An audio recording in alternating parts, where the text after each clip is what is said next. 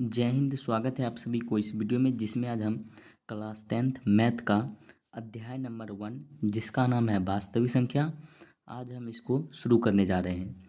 इस वीडियो में हम जानेंगे कि वास्तविक संख्या में हमको क्या क्या पढ़ना है, अर्थात हम वास्तविक संख्या का इंट्रोडक्शन अर्थात वास्तविक संख्या का परिचय जानेंगे कि इस चैप्टर में हमको कौन कौन सा टॉपिक पढ़ना है और कौन कौन सी संख्या पढ़ना है। तो आइए इस वीडियो को शुरू करते हैं। तो इस चैप्टर का क्या नाम है? वास्तविक संख्या, जिसको इंग्लिश में हम लोग रियल नंबर कहते हैं, जो कि क्लास 10th का है और अध्याय कौन सा है? 1 है और ये लेक्चर नंबर 1 है। तो जैसे कि नाम से ये स्पष्ट है, वास्तविक संख्या, यानी इस चैप्टर में हमको संख्या के बारे में पढ़ना है, जैसे कि प्राकृतिक संख्या, पूर्ण संख्या, भाज्य संख्या, परमेय इत्यादि जितने भी संख्या होते हैं, उन सारे संख्या को इस चैप्टर में हमको अध्ययन करना है। उसके बाद इसमें एचसीएफ और एलसीएम के बारे में भी पढ़ना है। तो सबसे पहले हम लोग संख्या के प्रकार देखेंगे, जिसमें सबसे जो पहला आता है जिसका नाम है प्राकृतिक संख्या। तो यहाँ पर जानेंगे कि प्राकृतिक संख्या क्या होता है।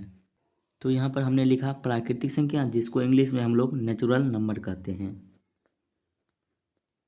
नेचुरल नंबर कहते हैं। तो सबसे पहले हम लोग जानेंगे कि प्राकृतिक संख्या क्या होता है। तो दुनिया में जितने भी संख्या है जिसको हम लोग गिन सकते हैं, उसे ही प्राकृतिक संख्या कहते हैं, यानी गिनती की संख्या को प्राकृतिक संख्या कहते हैं। तो गिनती में जीरो को शामिल नहीं किया जाता है। जैसे अगर यहाँ पर मान लेते, यहाँ पर अगर 2 पेन है तो इस पेन को किस प्रकार गिनेंगे? तो इसको 1 और 2, यहाँ पर कितना पेन है? तो 2 है। इस प्रकार नहीं गिनते हैं कि ये 0 है उसके बाद 1। तो इसलिए जो प्राकृतिक संख्या होता है ये 1 से शुरू होता है, अर्थात इसका परिभाषा हो जाएगा, गिनती की संख्या को क्या कहते हैं? प्राकृतिक संख्या कहते हैं। तो यहाँ पर लिखते हैं, गिनती की संख्या को प्राकृतिक संख्या कहते हैं। तो इसका एग्जाम्पल क्या हो जाएगा? जैसे एग्जाम्पल हो जाएगा 1 2 3 4, इसी प्रकार कहाँ तक जाएगा? अनंत तक। अनंत का चिन्ह इस प्रकार होता है, इसको क्या पढ़ते हैं? अनंत। आप भी इसको लिख लीजिएगा। उसके बाद प्राकृतिक संख्या से कुछ 2-3 बातें हैं जो कि बहुत ही महत्वपूर्ण होता है। तो प्राकृतिक संख्या का अंग्रेजी क्या होता है? नेचुरल नंबर, और इसका पहला लेटर क्या है? एन है, इसलिए प्राकृतिक संख्या को एन से सूचित करेंगे। और उसके बाद जो कि दूसरा प्रश्न प्राकृतिक संख्या से बनता है, जो कि है सबसे छोटी प्राकृतिक संख्या कौन सी होती है? तो यहाँ पर कौन सी सबसे छोटी संख्या? 1, तो इसलिए सबसे छोटी प्राकृतिक संख्या 1 होती है। और उसके बाद इसका तीसरा पॉइंट हो जाएगा प्राकृतिक संख्या को प्राकृत संख्या भी कहा जाता है। तो इन तीनों पॉइंट को लिख लेते हैं। तो सबसे पहले लिखेंगे प्राकृतिक संख्या को एन से सूचित किया जाता है, प्राकृतिक संख्या को। और उसके बाद इसका दूसरा पॉइंट हो जाएगा सबसे छोटी प्राकृतिक संख्या 1 होती है, सबसे छोटी प्राकृतिक संख्या 1 होती है। और उसके बाद इसका तीसरा पॉइंट क्या हो जाएगा? प्राकृतिक संख्या को प्राकृत संख्या भी कहा जाता है, प्राकृतिक संख्या को प्राकृत संख्या भी कहा जाता है। तो यहाँ पर प्राकृतिक संख्या खत्म होता है। तो प्राकृतिक संख्या सबसे पहले इसका परिभाषा पूछा जाता है। अगर कोई भी आपसे पूछे कि प्राकृतिक संख्या क्या होता है, तो उसको आप जवाब दीजिएगा कि गिनती की संख्या को प्राकृतिक संख्या कहते हैं। इसका एग्जाम्पल हो जाएगा 1 2 3 4, और ये इन्फिनेटिव यानी अनंत तक जाता है। उसके बाद इसमें 3 प्रमुख बातें हैं, जो कि सबसे पहला है प्राकृतिक संख्या को एन से सूचित किया जाता है। कोई पूछेगा क्यों एन से सूचित किया जाता है, तो आप उसका जवाब दीजिएगा कि प्राकृतिक संख्या का अंग्रेजी नेचुरल नंबर होता है और नेचुरल नंबर एन से शुरू होता है, इसलिए प्राकृतिक संख्या को एन से सूचित किया जाता है। उसके बाद दूसरा इसका वीवीआई पॉइंट हो जाएगा सबसे छोटी प्राकृतिक संख्या 1 होती है। और उसके बाद तीसरा हो जाएगा प्राकृत संख्या भी कहा जाता है। उसके बाद दूसरा संख्या आता है पूर्ण संख्या, जिसको इंग्लिश में होल नंबर कहते हैं, तो उसको समझते हैं। तो यहाँ पर हमने लिखा पूर्ण संख्या, जिसको इंग्लिश में होल नंबर कहते हैं। और पूर्ण संख्या सबसे पहले जानेंगे क्या होता है। तो जैसा कि हम लोगों ने पढ़ा कि प्राकृतिक संख्या 1 2 3 4 होता है, यानी 1 से शुरू होता है, उसी प्रकार पूर्ण संख्या 0 से शुरू होता है। तो इसको आप परिभाषा हम लोग किस प्रकार देंगे कि प्राकृतिक संख्या में शून्य को शामिल कर देने से प्राप्त संख्या का संग्रह ही पूर्ण संख्या कहलाता है। तो यहाँ पर लिखेंगे प्राकृतिक संख्या में शून्य को शामिल कर देने से प्राप्त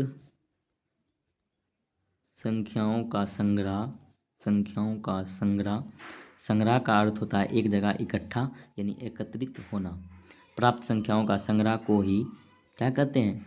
पूर्ण संख्या कहते हैं। पूर्ण संख्या कहते हैं। इसका एग्जाम्पल हो जाएगा, जैसा कि प्राकृतिक संख्या क्या होता है, तो 1 2, प्राकृतिक संख्या क्या होता है 1 2 3, इसी प्रकार कहाँ तक जाता है? अनंत तक जाता है। अगर इसमें अगर हम 0 को शामिल कर दें, अगर यहाँ पर हम 0 लिख दें, तो अगर यही पूरा संख्या क्या हो जाएगा? पूर्ण संख्या हो जाएगा। क्या हो जाएगा? पूर्ण संख्या हो जाएगा। तो उम्मीद करते हैं कि आप लोग पूर्ण संख्या भी समझ गए होंगे।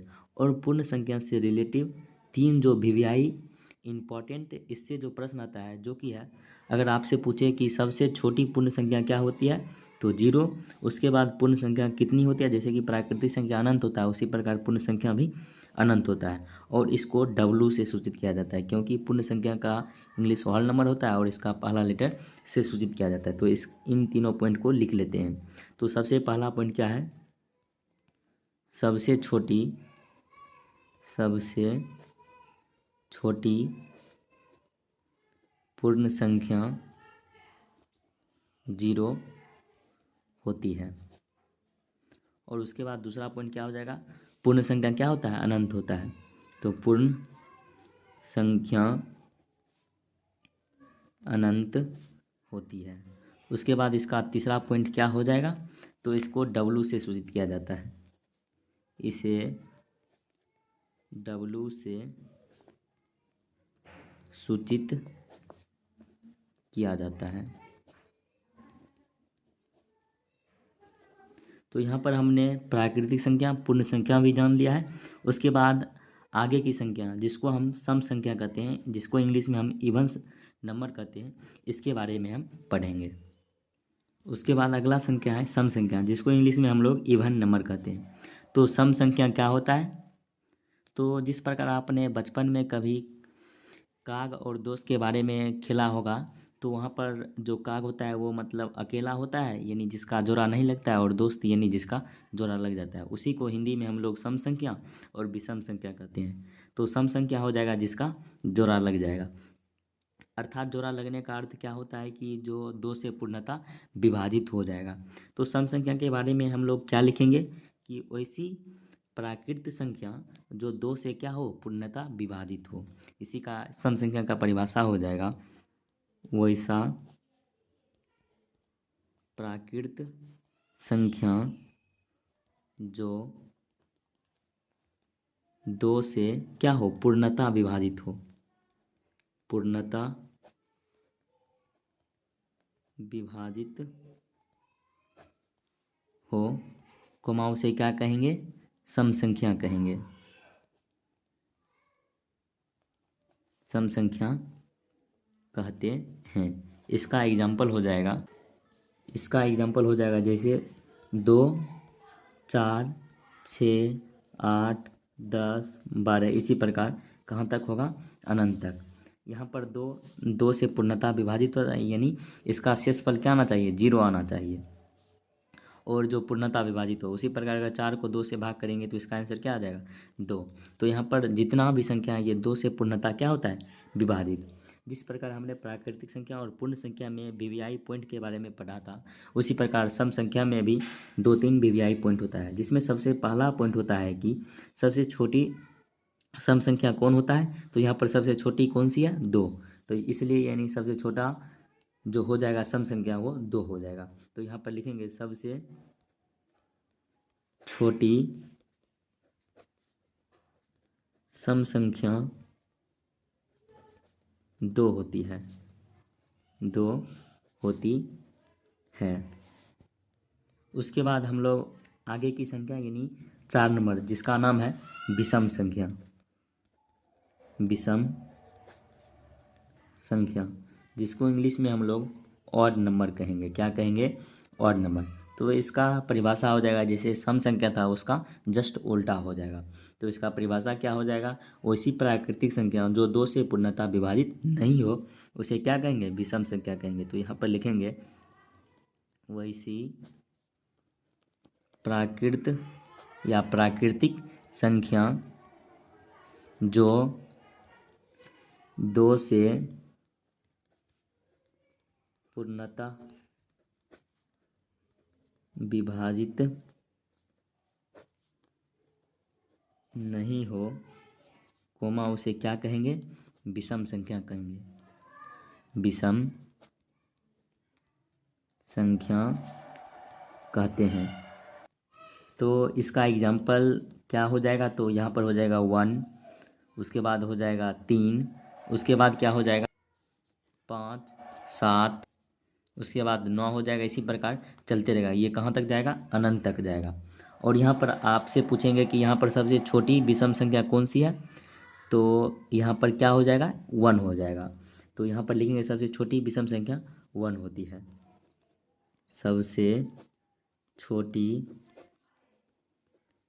विषम संख्या 1 होती है। उसके बाद यहाँ पर हमने प्राकृतिक संख्या, पूर्ण संख्या, सम और विषम संख्या के बारे में जाना है। उसके बाद हम लोग भाज्य और अभाज्य संख्या के बारे में जानेंगे। तो 5 नंबर क्या है, भाज्य संख्या। इसको इंग्लिश में कंपोसाइट कहते हैं, COMPOSIT। और इसका जो दूसरा नाम होता है इसे यौगिक संख्या भी कहा जाता है। क्या कहा जाता है, यौगिक संख्या। तो इसको भी आप लोग ध्यान रखिएगा।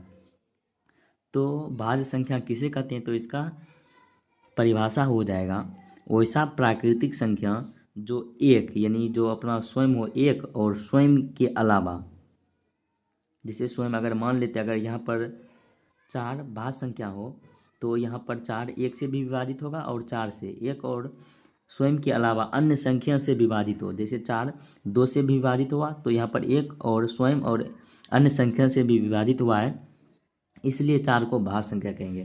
तो यहाँ पर इसका भाज्य संख्या का परिभाषा हो जाएगा वैसा प्राकृतिक संख्या जो एक और स्वयं अर्थात खुद के अलावे अन्य संख्या से क्या हो, विभाजित हो, उसे क्या कहेंगे, भाज्य संख्या कहेंगे। वैसा प्राकृत संख्या जो 1, स्वयं अर्थात खुद के अलावे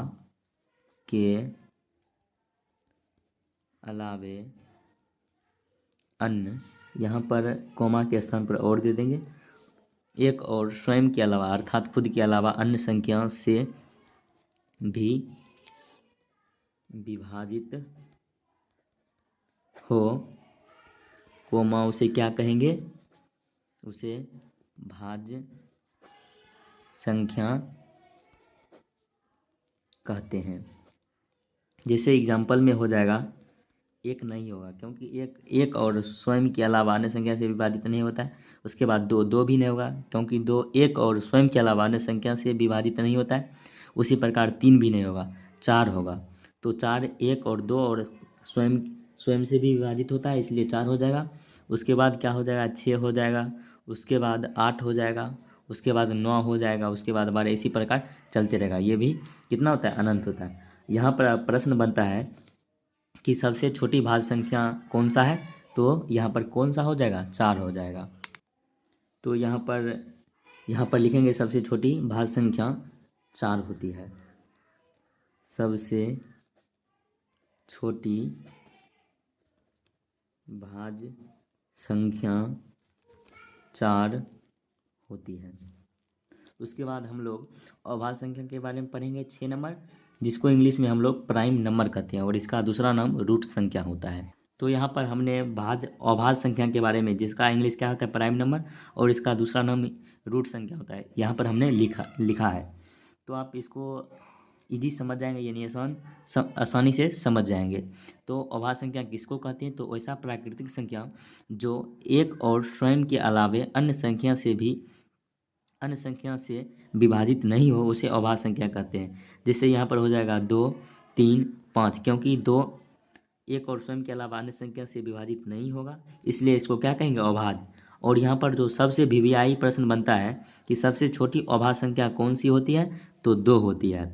यहाँ पर 1 नहीं होगा, क्योंकि सिर्फ एक ही संख्या इसका परिभाषा है जो कि 1 से भी विभाजित हो और स्वयं के अलावा, यानी स्वयं से भी विभाजित हो।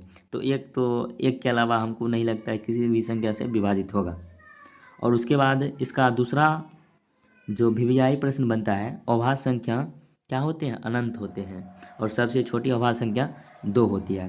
उसके बाद हम लोग 7 नंबर संख्या यानी पूर्णांक के बारे में जानेंगे, पूर्णांक संख्या के बारे में जानेंगे, जो कि बहुत ही वीवीआई होता है। तो ये संख्या, जिसको इंग्लिश में हम लोग पूर्णांक यानी इंटीजर्स कहते हैं, यह भी बहुत वीवीआई होता है। तो पूर्णांक इंटीजर, इसको आई यानी इंटीजर आई से शुरू हुआ, इसलिए इसे आई से सूचित किया जाता है। यानी पूर्णांक संख्या को किससे सूचित किया जाता है? आई से। उसके बाद इसका परिभाषा हो जाएगा, जैसा कि हम लोगों ने प्राकृतिक संख्या पढ़ा, तो इसका परिभाषा हो जाएगा प्राकृतिक संख्या। जैसे 1, 2, 3, 4, 5, ये क्या हुआ? प्राकृतिक संख्या। प्राकृतिक संख्या के ऋणात्मक मान, यानी जैसे इसका आगे माइनस लगा देंगे, जैसे -1, -2, -3, इसी प्रकार।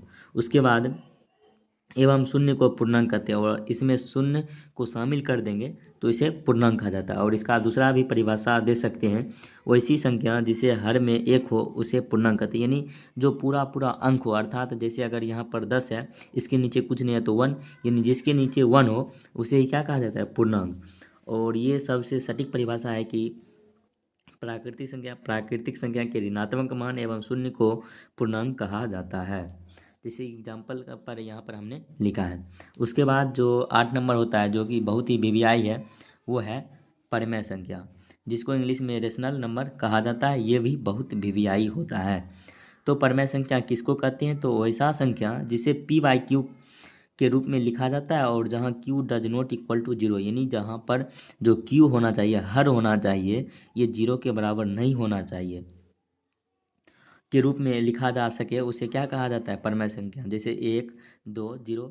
तो यहाँ पर सबसे ज़्यादा स्टूडेंट कंफ्यूज होते हैं 22/7, क्योंकि ये p/q के रूप में है, इसलिए परिमेय संख्या। अगर यहाँ पर अगर पाई का मान यानी पाई पूछा जाता है तो वो अपरिमेय संख्या होगा, क्योंकि जो पाई का मान होता है ये इन्फिनिटिव होता है, यानी इसका अनंत होता है। उसके बाद जो दूसरा संख्या है, और जो इसका परिमेय संख्या से जो वीवीआई क्वेश्चन बनता है कि परिमेय संख्या को q से निरूपित किया जाता है।